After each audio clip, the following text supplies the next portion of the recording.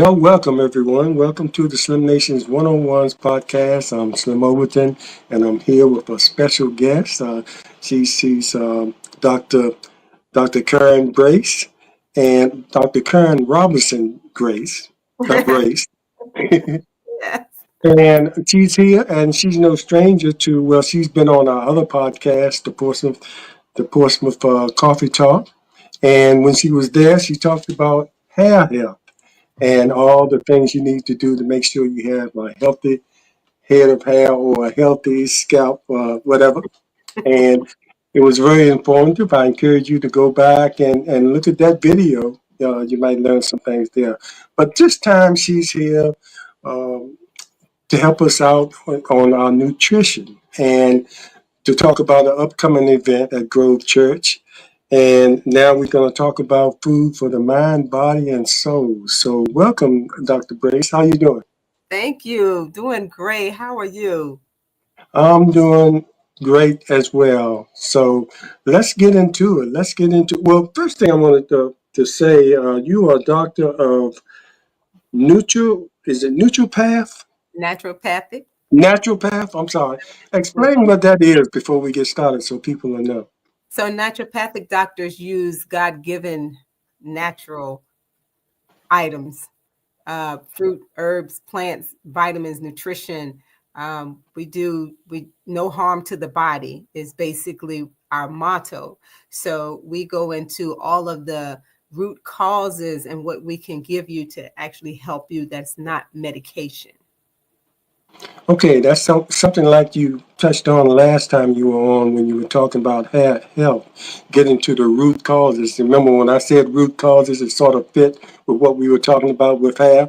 But Yes. anyway, you were talking about, the root causes. So go ahead and get started with the importance, especially in the African American communities, as far as because we've been known, if you go back to slavery, when we came over here from Africa, we were a body of people that were mostly, we ate meat, but it was a lot of plant-based food, which is probably why so many of us survived that trip, you know, Exactly. because of the way our nutrients were, Yeah. with plant-based. It wasn't until we got here and Yes. started eating chitlins and whatever the master left over, and then we started having the health disparities, that we have now. So Yes. talk a little bit about what to look for in this event that's coming up at Grove Church. And I have some other questions after that about certain foods and especially concerning the African American communities. And it could be for anybody.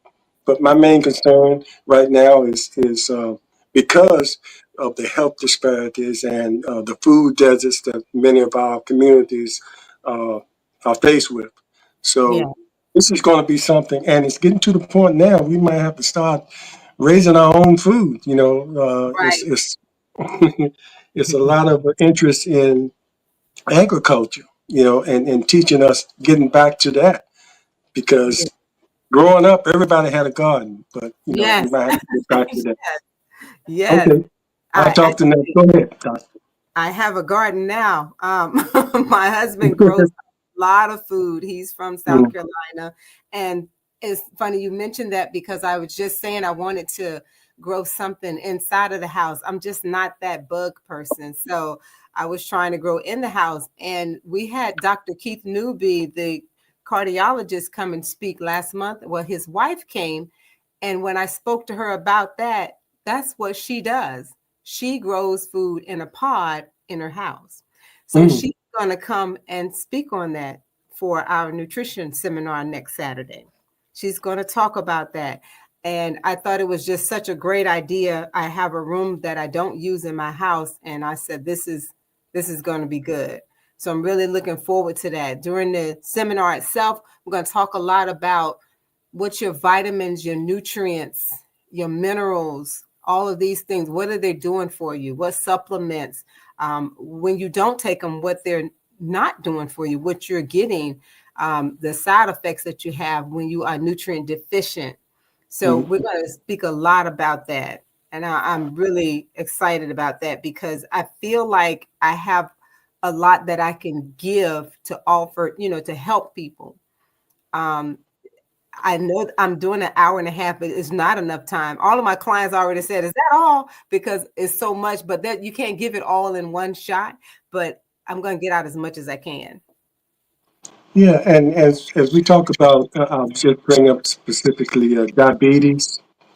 A lot of us in our community suffer from diabetes type 1 and type 2 and are on medication, but it's a lot of different ways that we can probably wean ourselves off that medication, Yes, prescribed medicines. And that's something that you really concentrate on in your field. So yes. what would it be any talk concentrating on the diabetes, or that would be just fit into the whole presentation? It's going to fit into the presentation, but I do want to hit on specifics of the diabetes and high blood pressure because Hmm. both of them are so prevalent in our community. So I do want to hit on those a little, even cholesterol, but it will be into the seminar, into the nutrition part altogether. So that's another important reason why people need to come out to that, because either you're suffering it now, or you heard people say I'm on the borderline, Right. and sometimes they're on the borderline and they feel kind of safe that they're on the borderlines, and they still might not be eating as healthy or exercising like they should. I, So all that comes in when I mentioned earlier, mind, body, and soul. So right. I guess exercise is a part of that dietary uh, component as well. Yes, you cannot have a sedentary lifestyle. You have to move your body. You're moving the blood flow. You're just generating the muscles. The heart is a muscle, so it's so important to keep moving and not have the joints starting to stiffen up on you. You keeping the flow not only of the blood but the fluids that's in your body that are surrounding your joints. Every between every joint, every vertebrae, you have water. If you're not getting enough water in, your organs can pull from your joints just to keep you alive, and then you get stiff. So we need to keep moving, and keep drinking the water and doing the things we're supposed to do. Water's like your number one nutrient. I like to say number two because I say air is number one, but they always Yeah, talk about water being the number one nutrient. And it's very important, but people don't realize how important it is. So I'm yeah. definitely, A lot of people take it for granted and replace it with sodas and other drinks. yeah, And liver helps a lot of things with nutrition. And you can't just eat and lay on that sofa, because you mentioned no, about the heart and the digestive system. In order right, for it to work properly, you right. know, and everything to move like it should, you have to be kind of active there. I Yes, wanted to mention this too, because when you talk about obesity, and a lot of people are misled by that term, because they think, okay, obesity, if I'm not 200 pounds overweight, I'm not obese. But you get that rude awakening when you go to the doctor and you yes, get on the scale, and he tells you, well, you're slightly obese, and you're obese. And you say, wait a minute, I'm just, this though. You don't didn't imagine yourself as obese, because right. your idea of it is just, the word just comes out like huge. Like, But yes, obesity is something that a lot of us suffer and don't know we are obese.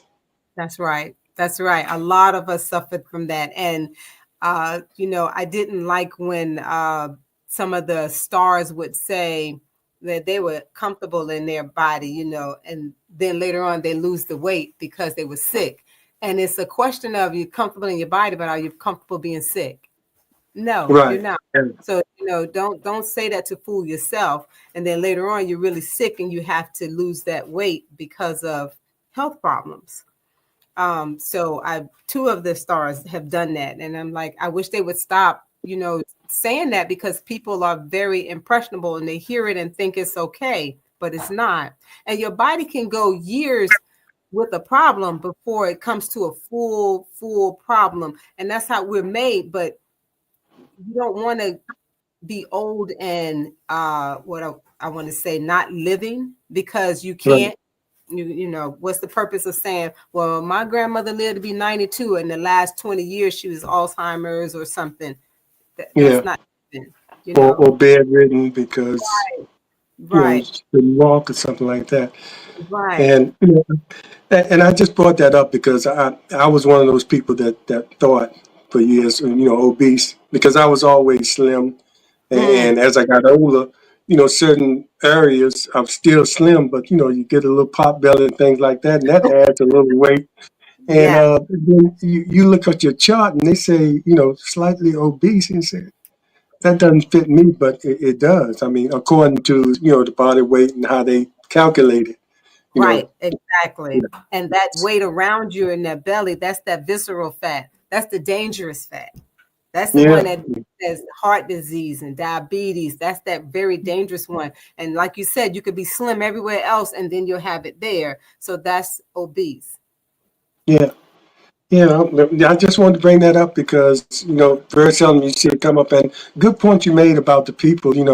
I think the people that say they're comfortable in their size, and it's got to be another way to create self-esteem for Yeah. yourself other than sitting in that, being comfortable in your weight. And it might help a lot of other people that are out there, but I think it would be more advantageous if you say, this is something I need to lose or whatever. Yes. Approach it in a different way, Yes. That's because then you have all these people sitting, say, "Oh, okay, I'm comfortable here," but down the road, it might be something that might be detrimental to right. their overall health. Yeah, Yeah. Yeah. That's like people saying, you gotta die of something. yeah, yeah, It's a lot of things you don't want to die of, yeah, especially the and long-term torture. yeah, and they are the people that really don't want to go.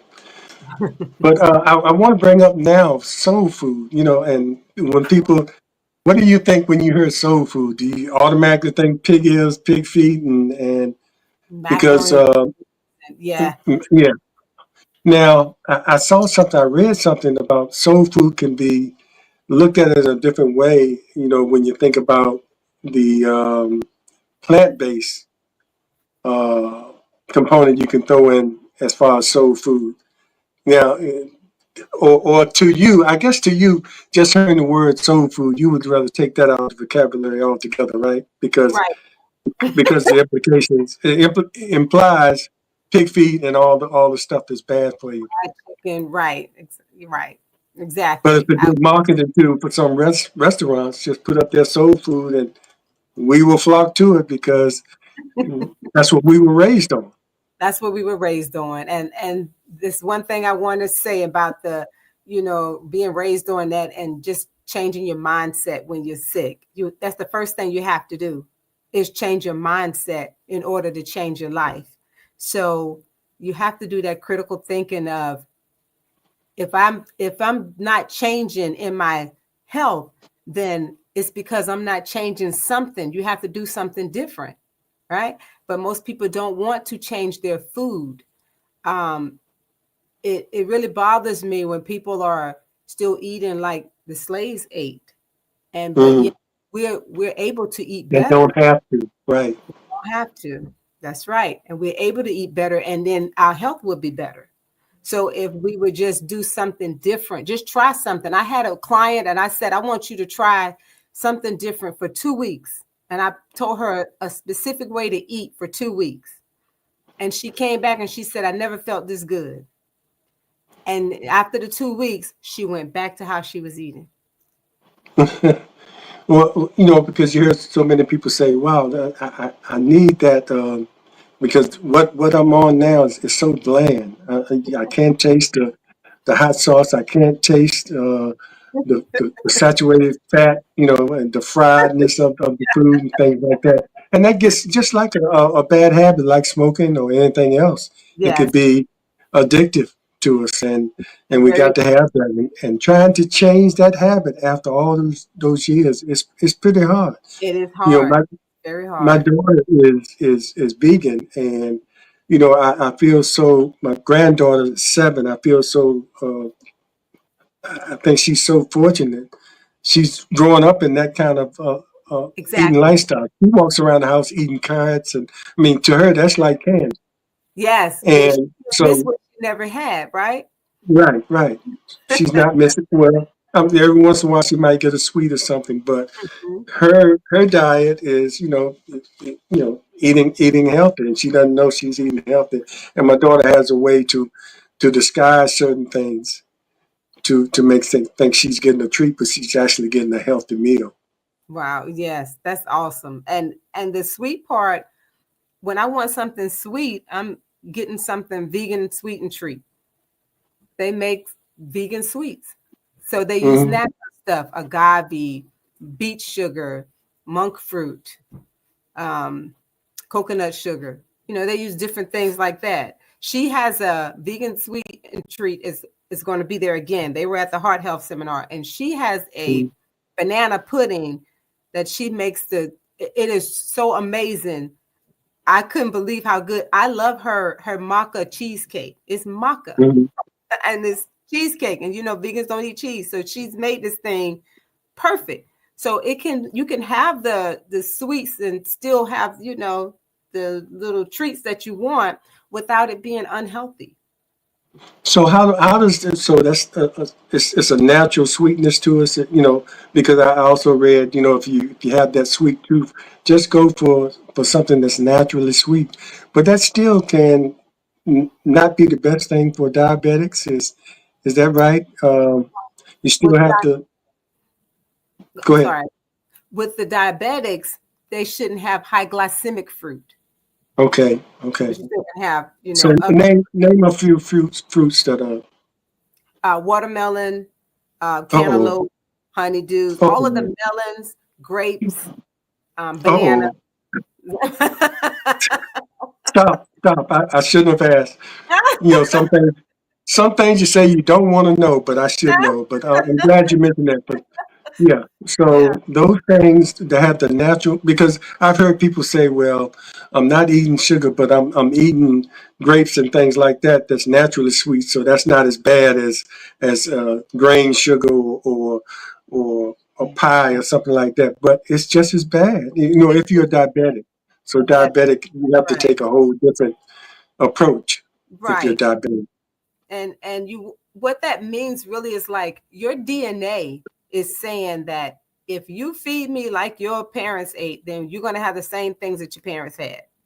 So you change your diet, change your just the food intake on different from what your parents did, and you just changed your whole, they call it changing your DNA, but I think you change the way your DNA is going to react.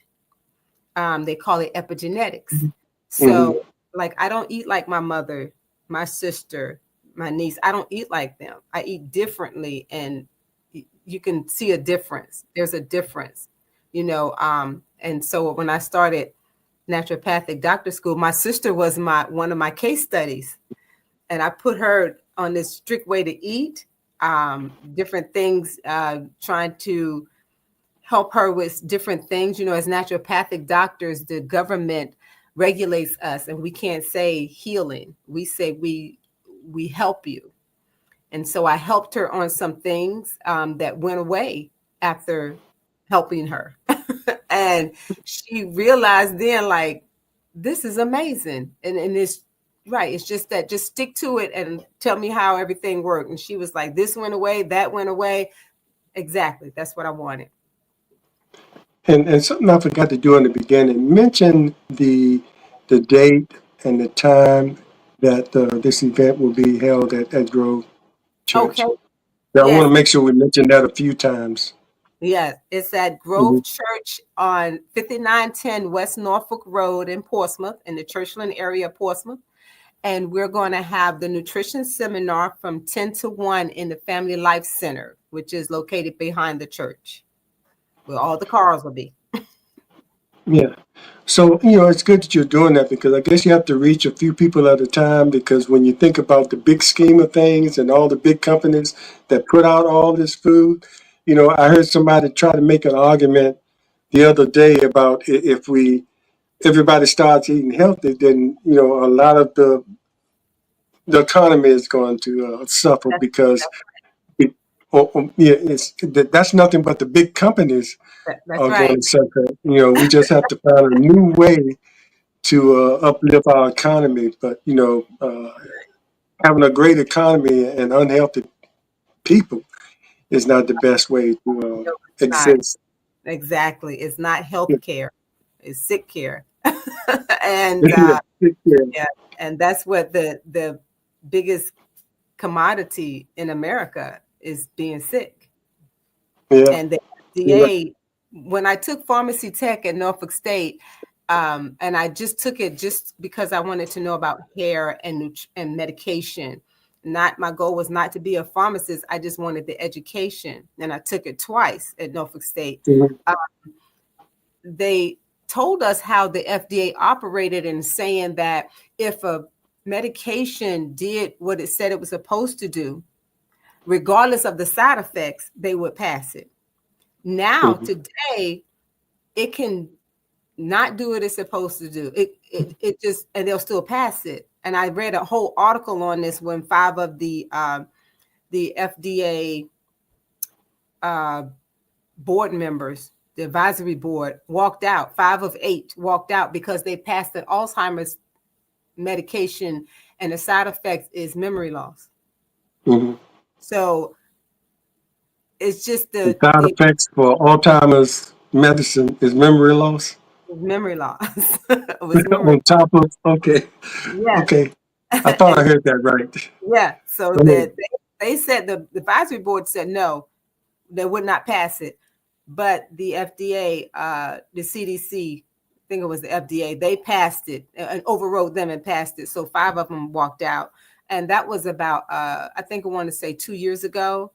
And so that shows you that the economy is running on that, on medication, Yeah, on being sick. It's the biggest thing, that's the biggest commodity. yes, indeed. And Dr. Brace, I want you kind of hit on, what you took at Norfolk State, but you took a few different paths, but all of it's kind of related to health. Talk about some of the different paths you took and how it's sort of come full circle and helps you in what you're doing now, because all of it's kind of related, even with the hair and everything like that. Yes, I started out as a licensed cosmetologist, Mhm. and I started noticing hair loss, regardless of what you did to a person's hair. That hair would come out in the top. You're doing it right, and it's still coming out in the top. And it just led me to asking God, what is it? What's happening? Even though you're doing your best, what's happening? And he led me to Norfolk State. I took a pharmacy class to know about hair medication. I started noticing a lot of people with medication was coming with the hair loss medication. So next, after that, I took a trichology course in Georgia, where I flew back and forth to Georgia for school for a year. And I passed the And board. your trichology is the study of hair disease or Yes, okay. I'm sorry. Trichology is the study Mhm. of hair loss and scalp disorders from a medical stand. Yes. Okay. And I took the board exam with the American Medical Certification Association, and passed that one, became the first trichologist practitioner in Virginia, in the history of Virginia. And then I went back to Norfolk State for phlebotomy, because they started a uh, new procedure called platelet-rich plasma therapy, PRP, where you draw blood and spin it in a centrifuge, take the platelets off, and inject into the scalp to grow hair. The procedure itself wasn't new. They use that a lot for athletes to get back on the field quicker, because you heal yourself with your own cells. So that was a Mm. great thing. So they started doing it with hair. So I went back to Norfolk State to do the phlebotomy portion. Um, while doing this and working at my salon, Dr. Johnson asked me to come there to work as a trichologist practitioner. So I worked there with him for 7 years, until he sold the practice. And when he sold it, they just downsized, and I was one of the downsizers. And speaking to Dr. Johnson, now he asked me to come back. So, but they'll send people to me if they can't, get to the root cause of the hair loss, because trichology is like a discipline area of study of dermatology. So after that, I went to, I still felt like there was more, God, there's more. And he said, yes. And I went to nutrition school to be class to be a nutritionist, became a board certified nutritionist. And then one more, I thought I was done, but he sent me back one more time, and it was the naturopathic doctor. And I took the board exam with them through the ANWPB, the American Naturopathic Wellness Practitioners Board. And that was it. But just day before yesterday, I was at Norfolk State trying to take another class. So, so it's me again, going again. Yeah, it's always something to learn. You know, Always something to learn, and it's so it's good to something that learn. you can learn and give back. Yes, yes. Mhm. One of my clients said that. She said, I'm just so happy how, and I never stopped my salon during all of this. I feel like the salon is my ministry. When people sit in my chair, I can tell them things, and it's not, they think hair loss means hair loss. It doesn't. It means something's going on with your body. And, so I feel like I can really help them when they sit in my chair. And one of my clients was like, I'm just so glad that you share your information, because some people, don't want to tell you anything. And I said, well, we can do a whole consultation. I do charge for a consultation because it's time, and time is money. I'm not in there Mhm. doing all that for free. I gotta, pay for my building. But that once we consulted and we're sitting in that chair, we're just talking everything. We're talking all kinds of medical and things like that. Yeah, because you might find out this what you're experiencing might not be all hereditary. Right. It might be the way you are treating your hair. Some That's people right. try everything, and we talked about the big companies, and you see these commercials, and you see somebody, using this product, and their hair is flowing. I remember maybe some years back, and I think this was a black guy. He had this hair product out that was on Rio, all the commercials. I can't remember what the name of, but it was a thing. It was when all the women wanted their hair straight. yeah, You that know, Rio the, relax. yeah, and it turned out. And I mean, it was like all on the TV, maybe the Yeah, BET commercials, and it was yeah. working miracles for ladies. And then it found out that it was really damaging. Hmm. After a while, people's hair fell out, and he just, I don't know what happened to him, but that was just the marketing part of it was great, but It was it great. wasn't healthy. It wasn't healthy for the women that were trying it. I mean, it looked great in the beginning. I had So, those women. go ahead. Yeah, some of those women came to see me with their hair out, and I wasn't a trichologist then. I was just into healthy hair. But that was the Rio hair relaxer that's supposed to be all natural. You could eat it. He put it in Yeah, his mouth. It was actually it he was putting it on chemical. top of a yeah, everyone who had a jerry curl on the TV, everyone, see, I noticed it when I'm looking at it. Every person up there had a jerry curl. The natural hair people didn't have problems, but if you had a curl, it'd take your hair straight out. But he was the same Mhm. man that did the Helsinki men's formula, and he got in trouble for that. But they let him come right back and do something else again. They let them come right back. So, Yeah. I brought that up to say, you think it might be a trend in some hair salons now to have someone like yourself to consult the people that come in there with the bad hair loss, Oh, because or either that or some people go to dermatologists, but a lot of people don't do that. They just come there and say, well, do something with it, and right, not right, knowing that they have a real problem right. that needs special attention. Right. Yes, there is definitely a trend. I do classes for stylists. Hmm. Company, the hair care company, Influence Hair Care, they will have me do Zoom, or I used to do all the in-person classes before COVID. And then once we got Zoom, we started doing classes, with the Zoom. But I was going all over the United States teaching this. And a lot of people would text me and ask me questions after I have someone in my chair and this is going on and that's going on. So they have people in place in a lot of salons that help. And if they don't know, they always know they have a source. They can come back and ask me. I have to do the last Zoom I did with influence. As a matter of fact, I was told that at the end they cut it off and I had 800 questions still in queue. So I'm doing a Zoom class with them on the 30th of this month. The end of this month, I'll be doing another class.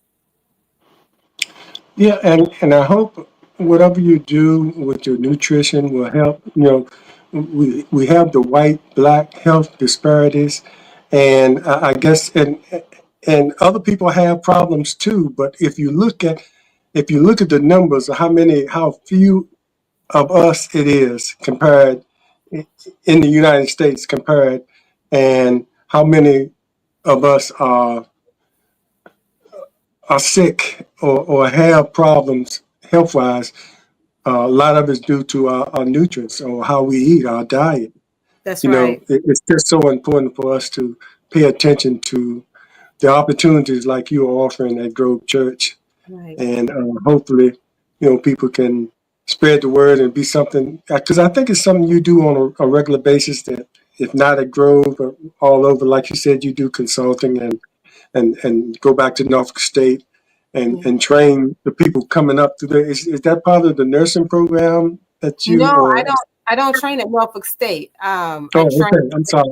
with Influence Hair Care Company. I've trained Oh, with them. okay. Yeah. Okay. I would love to Well, train at Norfolk State. I have spoken at Norfolk State before, and Dr. Duncan just contacted me. Ernestine Duncan contacted me again to mhm. speak again. I love telling people what's going on so they can make a change. It's just the quality of life that's better. Yeah, you don't know to make a change unless you are Exactly. informed how well that change can work for you. And Right. some people don't realize how sick they are until they get better. Right. Right. Exactly. They Well, think I pain feel is so a much great. lifestyle. I thought I was doing great, but Exactly. since I've done this, I can turn flips again. Maybe Right. not to that extreme, but Well, actually, just feeling better is. since changing the diet, it's funny you say that, since changing the way I eat. Before we do line dancing every Thursday at Grove. Mm, I go into the gym and I walk 2 laps, I run 2 laps. I walk 2 laps, I run 2 laps. And after I'm finished all of my laps, and the most I've done is 22 runs and 22 walks. And after I'm finished, when I stretch, I'm turning cartwheels. So when mhm. you said turn flips, I'm like, man, I haven't turned cartwheels in so long. And now I'm doing on a regular and doing handstands and everything. It's amazing how better you feel. Just Wow. out Uh, certain things. well, I'll leave that to you. Maybe I'll do something else. Maybe I'll play a full court of basketball or something like that. I don't know. Now But that I anyway, cannot play. I can't play that. I have to ask you this too. What are the ages of the? Is it mostly adults? Because there is a problem of younger people and obesity. Oh, Uh, it's a a lot. lot because we don't get out and play like we Right, used to do. right. When parents put us out of the house. Everything is on the computer and things like that. There's nothing wrong with that. That's the world we are in now. Right. But the childhood obesity is really on the rise or up there. Yeah. So, is it a special event for children, or this can encompass all? This is Because definitely sometimes your presentation might be a little, higher level than for children. I don't know. it's going to hit to the adults because the adults are the ones that's going to feed the children anyway. So Okay, okay. that's going to be, just for them to That's know. where the lifestyle. That's where the lifestyle starts with Right, adults. right. They I've eat had what you eat. little girls that come into the office for hair loss, and she had female pattern hair loss, and she Hmm. was 8. And so I asked her mom because she had seborrheic dermatitis on her scalp really bad, and I said, "What are you guys eating?" And all they were eating were fruit. And I said, that's the problem. That's a problem. So the mom was there, but I told the daughter, the little girl, I said, you got to eat some vegetables, okay? And to get them to eat the vegetables, I talk about making smoothies. That's a good way of starting. Just putting the greens in the smoothie, just helping, because the childhood obesity goes along with the childhood diabetes. Both of them are Yeah, getting up there. and the childhood diabetes is in many cases is worse than than getting it as an adult Yeah. because Yeah. you kind of grow into it. So Yeah. And by the time you get to an adulthood, if you don't have it under control, they're amputating. yeah, They've had it for so long. Right. right. So okay, so that answers that. So inform the parents, educate the parents because, like you said, they eat what they eat. And the example I gave about my daughter, her daughter, my granddaughter, eats what she eats, and I like I said, love she walked around the house happy with a carrot. So that. so I used to say, I wonder how I would have been if my mom never gave me any meat. I wonder how I've been, because growing up, she thought I was going to be a vegetarian because I loved vegetables when I was a kid. mhm. I didn't eat cooked spinach, but everything else I was eating it. So she thought I was going to be a vegetarian. So it was real easy for me to eat right because I wasn't eating too bad from the beginning. That was a So candy you, you were unconsciously eating healthy even at a young age. So even at a young this is age. like you were destined to be here. I See how thank God God works? those steps. Yes, yes. Said the He ordered same those thing. steps early, and I was like, "Oh, that's why." You think back, hindsight is 2020. I'm going, "Oh, Hmm. okay, yeah, that's why he did that." So I get it. Yeah, things happen for a reason. Well, look, Yes, I want to thank you for coming on, and you couldn't talk a whole lot about it, but we want people to come to the full presentation. And like right. you said, an hour and a half it's not enough time, but it is enough time to educate the people, and I'm sure there'll be a lot of questions. It might Yes, be a part two to it. It's something you do on a regular basis, and yes. I hope it's successful. I hope. And a lot of people walk away, and it's not like the lady you mentioned earlier changed her diet, felt great, and then went right back to Right the. back. Yes, and went right back. I don't understand. But that happens. That Yeah, happens, with all habits. So you can yeah, only do what you can do. So yeah, I'll give you the last words before we sign off. You can mention the date and the place and the time again, yeah. and anything else you want to add before we sign off. Okay, so it'll be March 22nd from 10 to 1. We're at Grove Church, 5910 West Norfolk Road in the Family Life Center that's located behind the church. Again, it's March 22nd, 10 to 1. I hope everyone can come, bring whoever you need to come. You can go to Grove Facebook page and sign up so we can have a count of, we'll have a little snack there for you. We want to make sure that we have enough snacks for everybody. And I surely, truly thank you, James, for having me on again for this one. This is very important to me. So I really appreciate this. Yeah, thanks for agreeing to come on. But I think it's good because I'm all about sharing good information. And Yeah. before you go, give a little plug for your hair salon. Oh, so I named my son The Remedy, and it was before I started all of this. I thought it was See, we go back to what we said earlier. yes. Yeah. Yep. I named it The Remedy. I had two choices and I picked The Remedy and I said, okay, God, I see you. I see why. Yeah. Mhm. End up So being the perfect. And so yeah, where's the remedy? Where are you located? it's in Chesapeake on Battlefield Boulevard, 1133 Battlefield Boulevard. Okay, and is it by appointment or walk in or It is by appointments. I have no okay. room for walk-ins. Yeah, you got Okay. an Well, appointment. that's good news. And Yeah, what that's about no problem. your consultation? That does that usually happen when people come in and you realize that they have more of a problem than getting a wash? Or do people, I guess when people realize that's what you do, I guess they call you and say, I need to do a test or however you start off. How does Yeah. that work?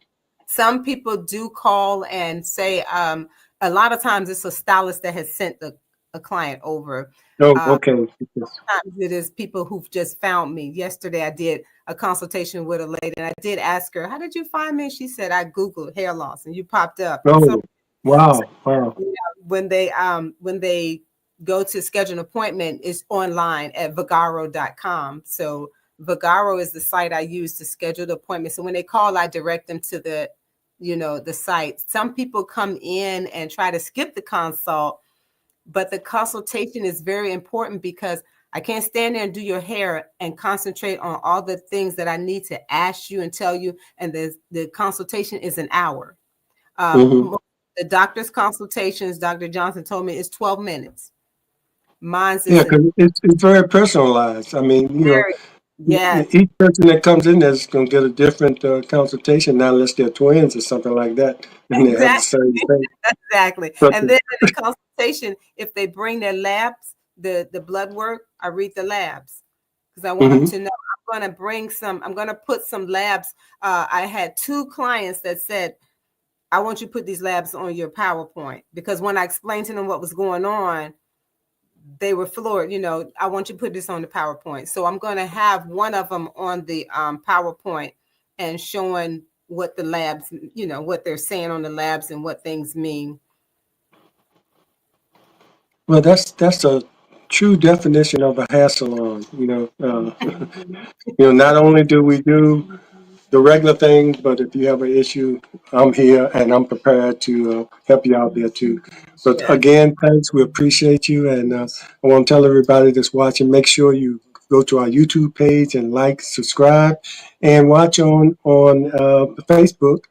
And if you couldn't watch tonight, tell your friends about this and share the information. And make sure you show up and make sure you sign up so they can be prepared for you. Yes. They can accommodate a lot of people, but you have to be prepared for that food intake. So Yes. make sure you sign up. Thanks, everybody. We appreciate you and take care. We'll see you next time. Thank you.